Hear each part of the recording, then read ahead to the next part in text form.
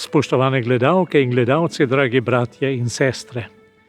Kapucin brat Marko Senica je na Radiu Ognjišče v razmišljanju o velikonočnem praznovanju spremenjenih razmerah povedal: komaj čakam, da bom lahko tako ali drugače skupaj z vami zapel Aleluja. Sam sem vsako leto znova presenečen, kako globoko zajame človeka ta preprosti napev, ki gre v uho, osvoji srce in te vsega prevzame. Pa ne gre za drugega kot za tisočletja staro povabilo, ki ga je že verni Jud vzklikal svojemu Bogu: slavimo Jahveja, slavimo Boga, slavimo Gospoda. Po 40 dnevih posta si veselje da duška. Kako se ne bi veselili ob spoznanju, da je bila v ljubezni, ki je Jezusa ohranjala skozi trpljenje in smrt vse do njegovega vstajenja, premagana še zadnja meja, ob katero je udarjal človek na poti svojega življenja – smrt. Smrt, kje je tvoja zmaga? Smrt, kje je tvoje želo? Hvala torej Bogu, ki nam daje zmago po našem Gospodu Jezusu Kristusu. Zato, moji ljubi bratje, bodite stanovitni, neumahljivi, nadvse uspešni v Gospodovem delu, ker veste, da vaš trud v Gospodu ni prazen, nas spodbuja apostol Pavel. Velika noč je tako praznična, tako polna veselja nad življenjem, da Cankar v Kurantu ni našel boljše primerjave za lepoto našega jezika, kot da je dejal: iz zemlje same zveni kakor velikonočno potrkavanje. Letošnja velika noč nas nekoliko bega. V velikonočnem tridnevju se nismo mogli udeležiti obredov v cerkvah. Upam, da ste jih obhajali v krogu družine in ste jih doživeli. Danes ni vstajenskih procesij in jutri zaradi našega skupnega prizadevanja, da bi omejili in zajezili širjenje koronavirusa, ne bomo mogli iti v Emaus, kakor rečemo obisku sorodnikov in prijateljev na velikonočni ponedeljek. Je to za nas zgolj omejitev? Ali vse to doživljamo kot izgubo stvari, ki nam pripadajo? Če je tako, potem se ob letošnjih praznikih lahko upravičeno čutimo prikrajšane, opeharjene. Lahko se osredotočimo samo na to, česar nimamo, kar nam manjka. Imamo pa še drugo možnost.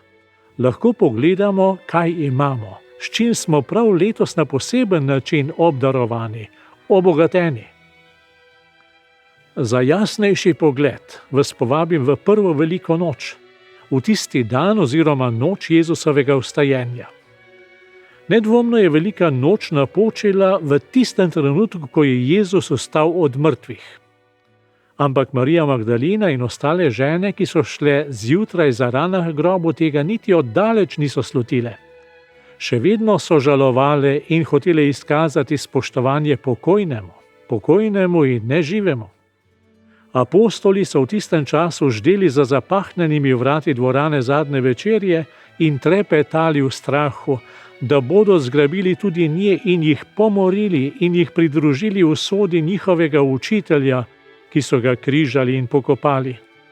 V njihovih srcih sta bila križ in smrt, kalvarija in grob, ne ostali, ne živi. Ob oddaljenem kamnu in praznem grobu so se žene zgrozile ob novem zločinu, nekdo ga je ukradel in mi ne vemo, kam so ga položili. Nikogar ni prešinila misel, da je Jezus tolikokrat napovedal, da bo umrl in da bo vstal. Za Marijo se je velika noč začela tisti trenutek, ko je skozi solze o praznem grobu zaslišala Jezusov glas, ki jo je poklical Marija. V tistem trenutku je vstal v njenem srcu, v tistem trenutku je bil živ. Za apostole se je to zgodilo zvečer tistega dne, ko je pri zaprtih vratih stopil v njihovo sredo in jih pozdravil: mir vam bodi. V hipu so padle koprene z njihovih src in spoznali so: živ je. Vidite, bratje in sestre, praznik Jezusovega vstajenja se začne takrat, ko ga srečamo, ko nas osebno nagovori in mi spoznamo njegov glas. Ko nam podari svoj mir in mi z njegovim mirom v srcu gledamo v prihodnost in srečujemo ljudi. In ne v prihodnosti in ne v ljudeh ni več strahu. Obredi so lepi, vendar niso sami na sebi velika noč.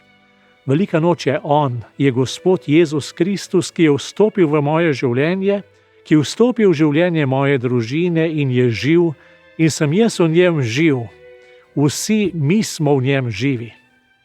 Iskreno upam, da ste v letošnjem obhajanju praznikov doživeli veliko noč, doživeli njega, ki je vstal in živi, in mu pojemo alelujo, ne toliko z glasom, kot srce, življenjem.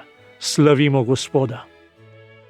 Naj današnji dan postane ena sama hvalnica Bogu, ki jo pojemo vsak na svoj način.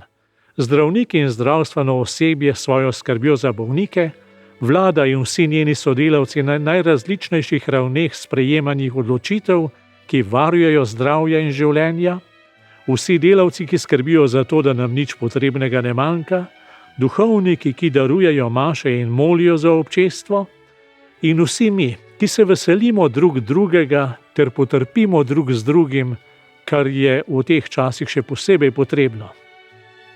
Vsem, čisto vsem doma in po svetu, voščim blagoslovljeno veliko noč. Naj vas danes in vedno varuje in blagoslavlja vsemogočni Bog Oče in Sin in Sveti Duh. Amen.